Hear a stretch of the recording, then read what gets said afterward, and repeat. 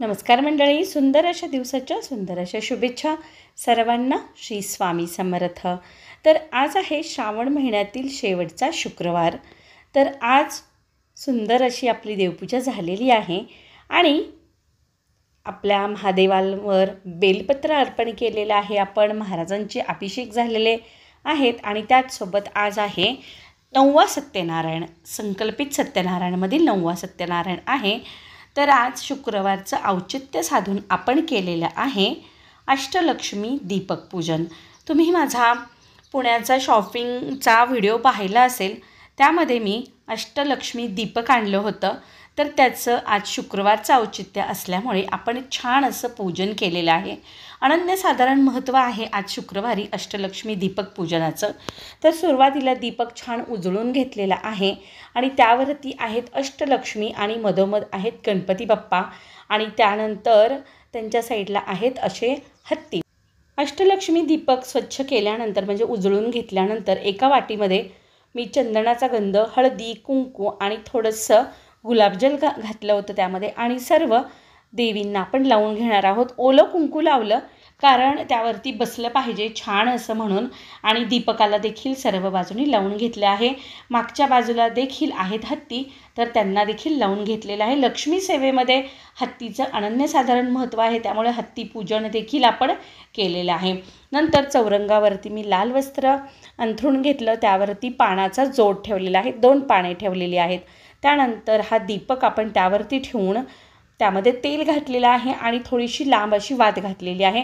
वातीला देखील हळदी कुंकू लावलेलं आहे.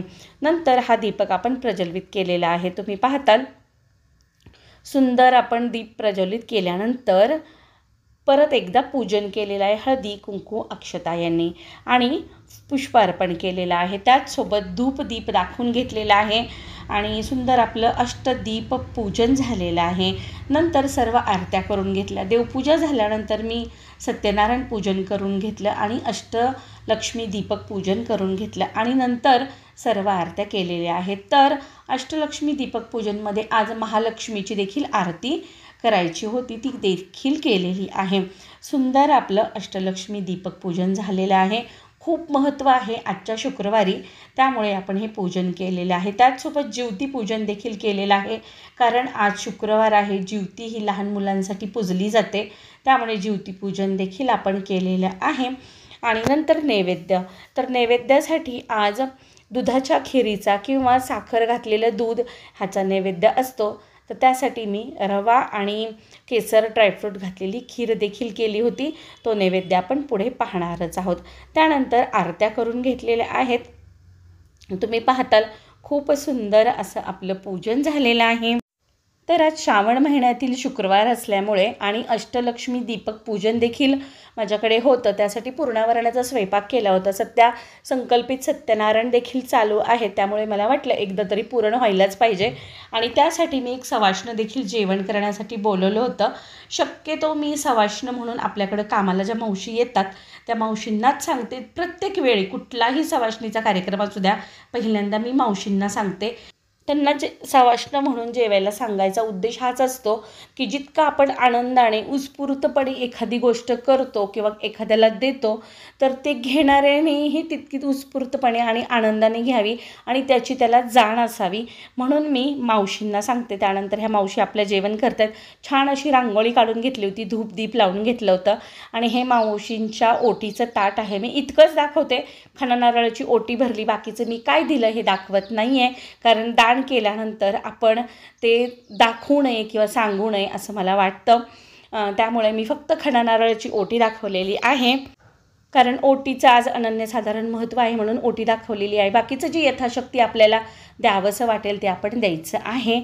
आणि त्यानंतर मस्त असं छान गरमागरम जेवण केल्यानंतर मावशींची ओटी भरली, त्यांना आनंदाने पाठवणी केली आणि करताना इतका आनंद होतो एखाद्यासाठी, तर तो आनंद शब्दात सांगता येत नाही. हा आनंद खरं व्हायला पाहिजे की आपण एखाद्याला देतो ना, ते खूप मनापासून द्यावं, आनंदाने द्यावं आणि मनसोक्त द्यावं, तेव्हाच ते देणाऱ्यापर्यंत पोहोचतं आणि परमेश्वरापर्यंत देखील पोहोचतं असं मला वाटतं.